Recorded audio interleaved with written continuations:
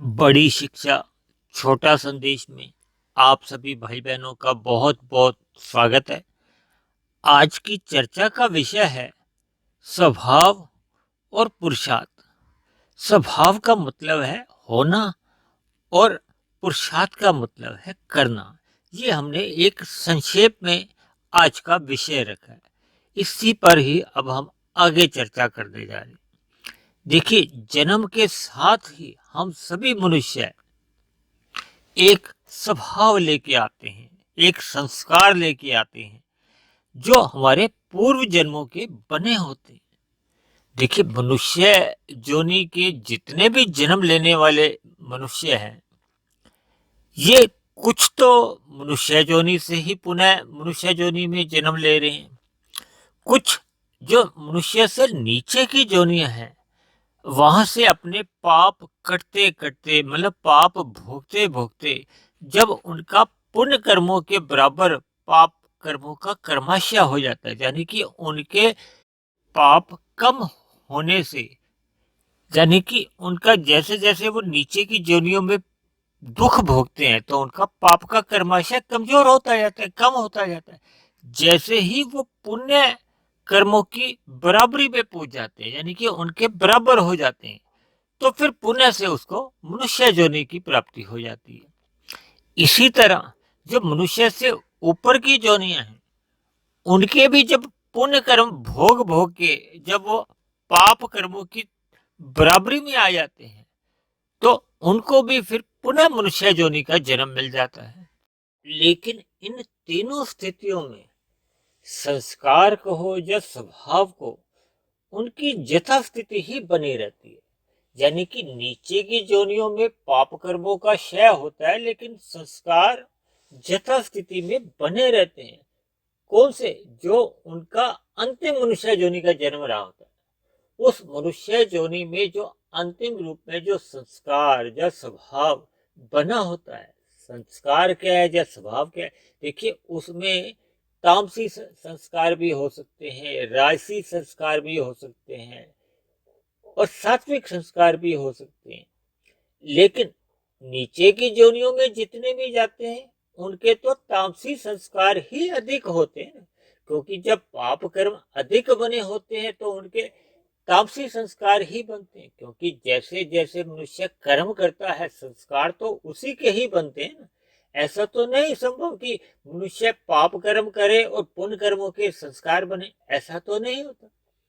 इसी तरह मनुष्य से ऊपर की जितनी जोनियां हैं, वहां तभी जन्म होता है जब मनुष्य के सात्विक कर्म अधिक होते हैं, यानी कि पुण्य कर्मों की अधिक प्रधानता रहती है और मनुष्य में ऐसी इच्छा भी बनी रहती है कि ऊपर की जोनियों में मुझे जन्म मिले। लेकिन कभी कभी मनुष्य जोनि में मरते समय मनुष्य की ये इच्छा नहीं रहती कि मुझे ऊपर की जोनियों में जन्म मिले, क्योंकि ऊपर की जोनियों में आध्यात्मिक उन्नति कर पाना संभव ही नहीं है। क्योंकि शास्त्रों के कथनानुसार केवल और केवल मनुष्य योनि में ही आध्यात्मिक उन्नति कर पाना संभव है या अवसर है या अधिकार है। यानी कि ऊपर की योनियों में आध्यात्मिक उन्नति कर पाना संभव ही नहीं है। इसलिए कुछ मनुष्यों का ऐसा विचार या इच्छा बनी रहती है कि जब तक उनकी मुक्ति नहीं होती, यानी उनकी स्थिति मोक्ष की प्राप्ति को नहीं मिल जाती, तो वो बार बार मनुष्य योनि में ही अपना जन्म चाहते हैं, ताकि उनको आध्यात्मिक उन्नति करने का अवसर मिलता रहे और वो अपने इस आध्यात्मिक यात्रा में सदा ही संलग्न रहे, यानी कि एक दिशा में, यानी कि आध्यात्मिक दिशा की ओर उनकी यात्रा अग्रसर होती रही। और आपको और हमें तो मनुष्य जोनी मिली हुई है, तो हमें इस मिली हुई मनुष्य जोनी का लाभ उठाना चाहिए। यानी हमारी सभी क्रियाएं परमात्मा प्राप्ति के लिए होनी चाहिए, न कि इस प्रकृति या भोगों की प्राप्ति के लिए। लेकिन अक्सर ऐसा देखा जाता है कि परमात्मा प्राप्ति के लिए मनुष्य सत्संग ही नहीं करता और कुछ लोग सत्संग करते हैं लेकिन बेमन से करते हैं। हालांकि कुछ लोग श्रद्धा पूर्वक भी सत्संग करते हैं। जो लोग श्रद्धा पूर्वक सत्संग करते हैं उन्हीं का ही एकमात्र लक्ष्य क्या होता है? परमात्मा प्राप्ति का, यानी कि आध्यात्मिक उन्नति उन्हीं लोगों की हो पाती है जो श्रद्धा पूर्वक सत्संग करते हैं। जिनका अभी स्वभाव नहीं है श्रद्धा पूर्वक सत्संग करने का, फिर ऐसे मनुष्यों को ही पुरुषार्थ करना पड़ता है, यानी कि अधिक मेहनत करनी पड़ती है। देखिए, मनुष्य योनि में तो हम जितनी अधिक आध्यात्मिक उन्नति करना चाहते हैं हम कर सकते हैं।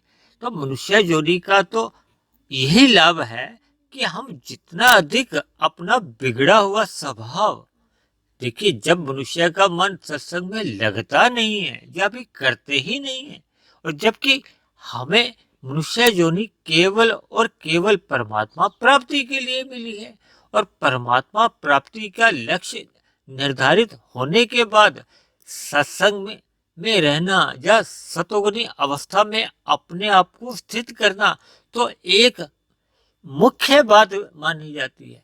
यदि हम रजोगुनी भोगों में ही लिप्त रहते हैं और उसी के लिए ही धर्मानुसार भले ही आचरण करते हैं, यानी कि भोगों की प्राप्ति के लिए किसी भी प्रकार का छल कपट ठगी हेरा फेरी नहीं करते, दूसरी ओर जब मनुष्य इन भोगों की प्राप्ति के लिए छल कपट ठगी हेरा फेरी यानी कि तामसी कार्य करने लगता है, यानी कि पाप कर्म करने लगता है, तब तो उसका जो पहले का भी जो बना हुआ एक सामान्य स्वभाव था वो भी फिर बिगड़ने लगता है।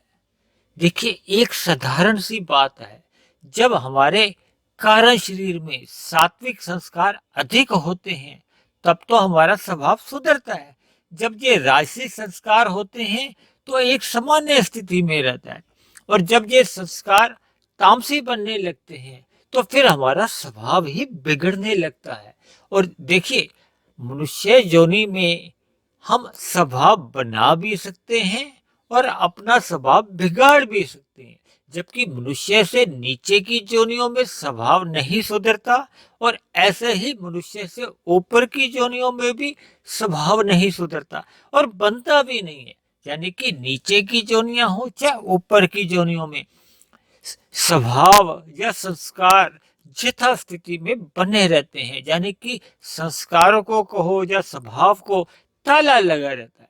केवल कर्माशय का ताला ही खुलता है। मनुष्य से नीचे की योनियों में पाप कर्मों का ताला खोल दिया जाता है और मनुष्य से ऊपर की योनियों में पुण्य कर्मों का कर्माशय खुल जाता है, यानी कि स्वभाव या संस्कारों की स्थिति को ताला लगा रहता है, यानी कि उनकी स्थिति में प्लस माइनस नहीं होता। केवल मनुष्य योनि में ही आपके और हमारे जो संस्कार हैं ये बनते बिगड़ते हैं। मनुष्य निरंतर श्रद्धा पूर्वक सत्संग करता रहता है तो उसके अंदर शुभ संस्कार बनने लगते हैं, और जो पहले के शुभ संस्कार बने होते हैं उनको और अधिक मजबूती मिलती है, और इसी तरह जो हमारे अंदर अशुभ संस्कार बुरे संस्कार बने होते हैं वो कमजोर होने लगते हैं। और फिर एक समय ऐसी स्थिति भी आ जाती है कि जब अशुभ संस्कार यानी कि बुरे संस्कार समाप्त हो जाते हैं, उनके स्थान पर केवल शुभ संस्कार ही बने रहते हैं, और इन शुभ संस्कारों के होते हुए फिर मनुष्य का मन सत्संग में श्रद्धा पूर्वक लगने लगता है, फिर उसका भोगों से वैराग्य होने लगता है। जब तक मनुष्य का भोगों से वैराग्य पूर्ण रूप से होता नहीं है, देखिए ये एक तराजू का पलड़ा है, अगर आपका 30% वैराग्य है तो आपका परमात्मा की ओर 70% मन लग ही जाता है। लेकिन जब मनुष्य का मन 80% भोगों में ही लगा हुआ है तो ऐसे में केवल 20% ही मन फिर परमात्मा की ओर लग पाता है, यानी कि झुकाव जब पलड़ा भारी भोगों की ओर रहता है, इसलिए सत्संग करते समय श्रद्धा बन नहीं पाती। ऐसे में बेमन से ही सत्संग होता है, और बेमन से सत्संग होने पर, क्योंकि मन है हमारा आपका सूक्ष्म शरीर का हिस्सा और संस्कार बनते हैं हमारे कारण शरीर में, जब मन हमारा सत्संग करते समय होता ही नहीं है तो फिर ऐसे में सत्संग के जो संस्कार हैं, जो हमारे कारण शरीर में बनने चाहिए थे, वो बन नहीं पाते। और इसी तरह जो कारण शरीर में पहले के अशुभ संस्कार बने होते हैं, उनकी स्थिति भी यथास्थिति बनी रहती है। और इसी तरह जब भोगों में आदमी लिप्त रहता है, तो फिर भोगों के संस्कार अधिक बनने लगते हैं। तो ऐसे में जो पहले के अशुभ संस्कार बने होते हैं भोगों के, उनको और अधिक शक्ति मिलती है, वो और अधिक मजबूत होने लगते हैं। तो ये जैसे जैसे हमारे संस्कार की जो स्थिति होती है, वही हमारा एक स्वभाव होता है। यानी कि स्वभाव में क्या स्थिति बनती है कि उसके लिए हमें कोई मेहनत नहीं करनी पड़ती। जिनका स्वभाव 70% बन चुका है, ये स्वभाव शुभ संस्कारों का भी हो सकता है और अशुभ संस्कारों का भी हो सकता है। यानी कि स्वभाव अच्छा भी हो सकता है और बुरा भी हो सकता है। जिनका बुरा स्वभाव बढ़ चुका होता है, उनसे पाप कर्म सहज ही होते रहते हैं, उनको स्वयं को भी पता नहीं चलता। कभी कभी तो वो पाप कर्म करना तो नहीं चाहते, लेकिन उनसे सहज ही होते रहते हैं। इसी तरह जब हमारे अंदर अच्छा स्वभाव बढ़ चुका होता है, तो फिर हमसे पुण्य कर्म कहो या शुभ कर्म सहज ही होने लगते हैं, और पाप कर्मों से मनुष्य सहज ही बचता रहता है। यानी कि कुल मिलाकर मनुष्य को मनुष्य योनि पाकर इस मिले हुए अवसर का लाभ उठाना चाहिए। यानी कि पुरुषार्थ करते हुए हमें अपने बिगड़े हुए स्वभाव को संवारना चाहिए। यानी कि जो हमारे अंदर अशुभ संस्कार बन चुके हैं, उन अशुभ संस्कारों को हमें समाप्त करना है, दग्ध बीज करना है। भले ही इसमें एक बहुत ही लंबा समय लगता है, कभी कभी तो जन्म भी छोटा पड़ जाता है। जन्मों जन्मों के संस्कार एक दो दिन में नहीं समाप्त होते, एक दो सत्संग से नहीं समाप्त होते, जीवन के जीवन लग जाते हैं। लेकिन जब मनुष्य की दिशा निर्धारित हो जाती है, यानी कि जब हम परमात्मा की ओर या आध्यात्मिक दिशा की ओर ही अग्रसर होते हैं, तो फिर मंजिल दूर नहीं रहती। अगर हमारी दिशा ही गलत है, तो फिर तो हमारा मंजिल पर पहुंचना असंभव रहता है। यानी कि हम उस मंजिल की ओर या परमात्मा की ओर फिर मनुष्य पहुंच ही नहीं पाता। और फिर मनुष्य मिले हुए अवसर को कहो या मनुष्य योनि का जो एक अवसर है, जो अधिकार है, उसको हम यूं ही गंवा देते हैं। और अक्सर कलयुग में तो ऐसा ही देखा जा रहा है। देखिए, जब जब मनुष्य सत्संग करने से बचता है या उदासीन रहता है, तो हमें समझ लेना चाहिए हमारे कारण शरीर में अभी अशुभ संस्कार बने हुए हैं। यानी कि एक तामसी संस्कार कह लो या राजसी संस्कार की ही बहुलता है, उसमें सात्विक संस्कार की बहुत ही अभी न्यूनता है। इसीलिए तो हमारा मन नहीं करता या हमारा श्रद्धा पूर्वक सत्संग नहीं होता।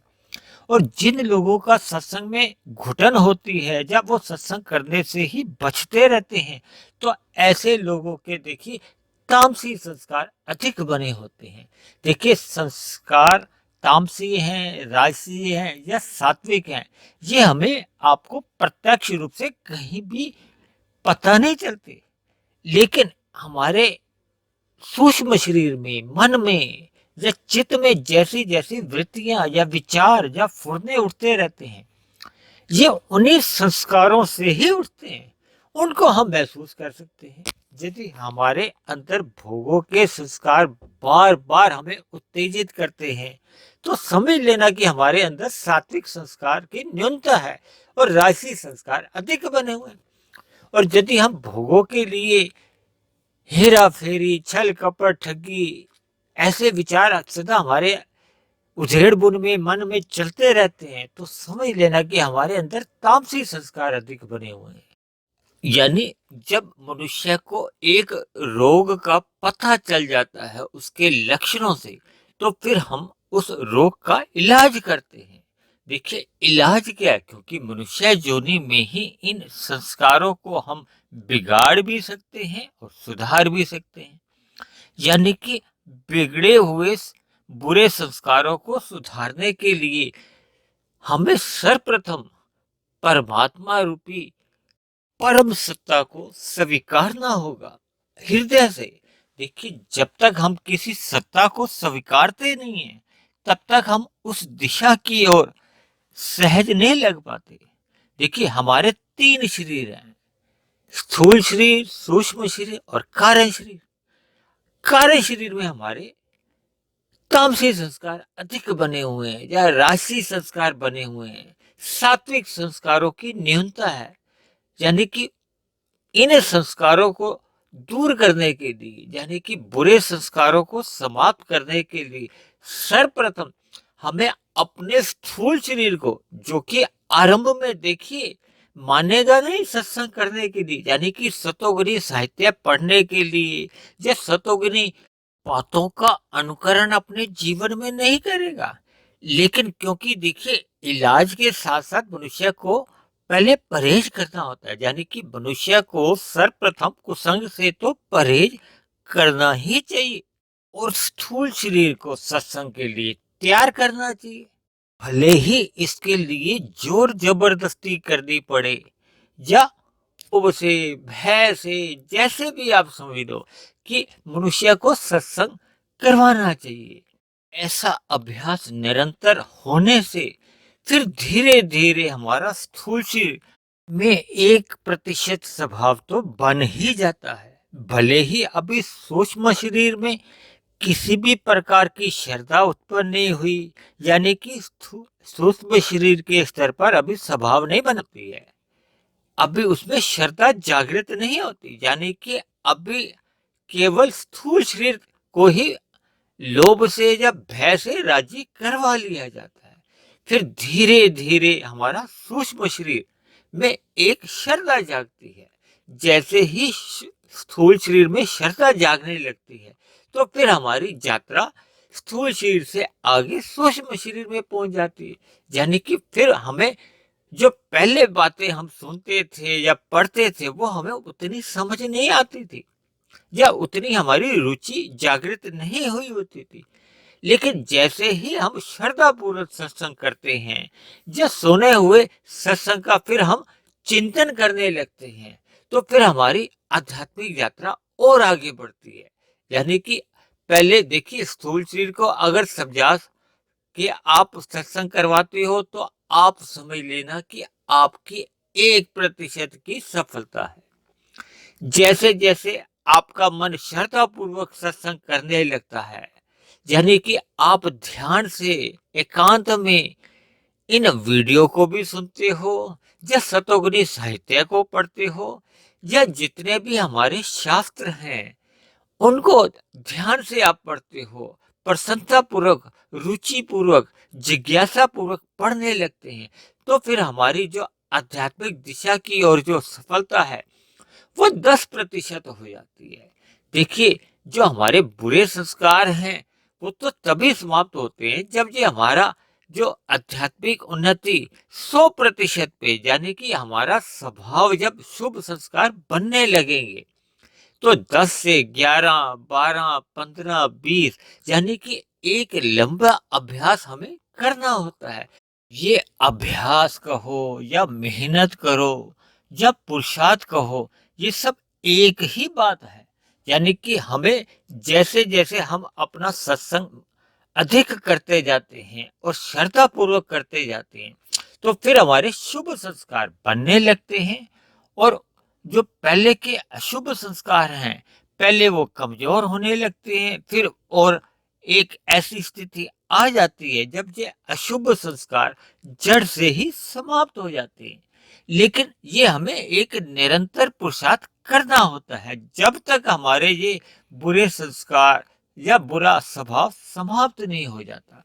यही हमारा देखिए स्वभाव होना और पुरुषार्थ करना, यानी कि स्वभाव बन जाने से फिर हमारा अच्छे कार्य सहज ही होने लगते हैं। देखिए, जिनकी सत्संग में रुचि होती है या स्वभाव बन जाता है, ऐसे मनुष्य तो सत्संग के बिना रह ही नहीं पाते। और जबकि जिनका अभी स्वभाव तो बना ही नहीं है, तो ऐसे मनुष्यों को फिर आरंभ में पहले स्थूल शरीर को समझा बुझा के लाना पड़ता है, कभी कभी लोभ से लाना पड़ता है, कभी कभी भय से लाना पड़ता है। फिर धीरे धीरे श्रद्धा जागती है, यानी कि सूक्ष्म शरीर यानी कि मन की स्वीकृति भी मिल जाती है। फिर ये लंबे अभ्यास के साथ साथ फिर हमारे कारण शरीर में शुभ संस्कार बनने लगते। ये शुभ संस्कार केवल और केवल मनुष्य योनि में ही बन सकते हैं, अन्य किसी भी योनि में बन नहीं सकते। इसी तरह अगर मनुष्य सत्संग से परहेज करता है, और सत्संग की गैर मौजूदगी में क्या होता है, अक्सर हम और आप अपने जीवन में देखते ही हैं कि कलयुग में लोगों का कुसंग बढ़ता जा रहा है।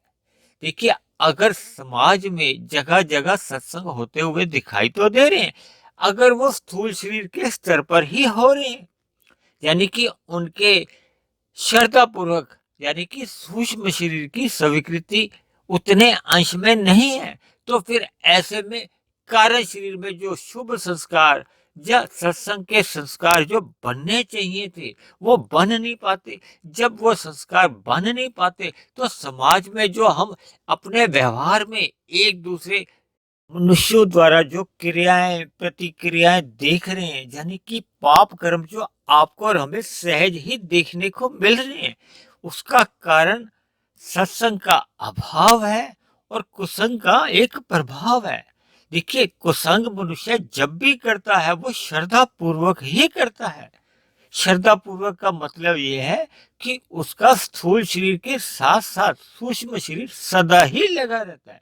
देखिए, जब मनुष्य झूठ बोलता है या छल कपट ठगी करता है, तो वो बड़ी सावधानी से करता है, और ये बिना मन की स्वीकृति से संभव नहीं हो पाता।